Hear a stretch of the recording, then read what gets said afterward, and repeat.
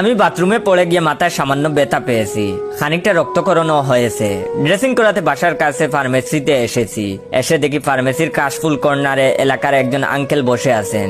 প্রত্যেকটা মহল্লায় একজন নিষ্কর্মা লোক থাকেন, যাদের কাজ হচ্ছে মহল্লার গুরুত্বপূর্ণ পয়েন্টে বসে মানুষের দৈনন্দিন কাজকর্মে বাম হাত ঢুকানো। তেমনি একজন আমাদের মহল্লার এই আঙ্কেল আমাকে ডেকে ডাক দিলেন, কি খবর জয়? আমি বললাম, এই তো চলছে আঙ্কেল। তখন তিনি বললেন, আরে তোমার কপালে কি হয়েছে? আমি তখন বললাম, বাথরুমে পড়ে ব্যথা পাইছি আঙ্কেল। আমার কথা শুনে আঙ্কেলের মুখে অবিশ্বাসের চাপ, যেন আমি গোপনে ইউক্রেন গিয়ে যুদ্ধ করে মাথা ফাটিয়ে এসেছি। আঙ্কেলের সন্দেহসূচক মুচকি হাসি দিয়ে হেসে বললেন, বাথরুম না থাকলে এ যুগের ছেলেদের যে কি হতো। আমি তখন বললাম, কেন আঙ্কেল? তখন তিনি বললেন, এই যে তোমরা বউয়ের পিটানি খেয়ে বাথরুমের ব্যথা বলে চালিয়ে দাও। তখন আমি বললাম, না না আঙ্কেল, বিশ্বাস করেন সত্যি সত্যি বাথরুমে পড়ে গেছিলাম। তখন আঙ্কেল উনার মাথার টুপি সরিয়ে একটা লম্বা কাটা দাগ দেখিয়ে বললেন, বলো তো এটা কিসের দাগ? আমি দেখে বললাম, অনেক গভীর কত, কি হয়েছিল আঙ্কেল? তখন তিনি বললেন, তোমার মতো বাথরুমে পড়ে গেছিলাম। বিয়ের 2 সপ্তাহ পরের ঘটনা, 6টা সেলাই লাগছিল, সে তুলনায় তোমারটা কিছুই না। তখন আমি বললাম, তা অবশ্য ঠিক বলেছেন আঙ্কেল। তখন তিনি বললেন, তা তোমারে কি দিয়া মারছে? আমি তখন বললাম, রুটির বেলান দিয়া মারছে আঙ্কেল। তখন তিনি বললেন, বাইচা গেছো? আমারে দিছিল খুন্তি দিয়া, গুরুতর জখম। চাইলে 326 দ্বারায় মামলা করতে পারতাম, কিন্তু কারো কাছে কিছু বলি নাই।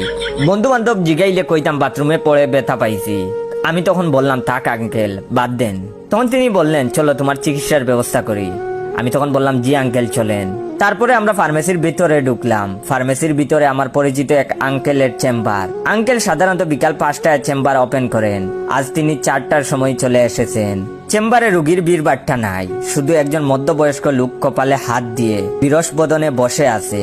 আমি তাকে জিজ্ঞেস করলাম, আপনার কি হয়েছে ভাই? তখন তিনি বললেন, বাথরুমে পড়ে কপালে কেটে গেছে ভাই।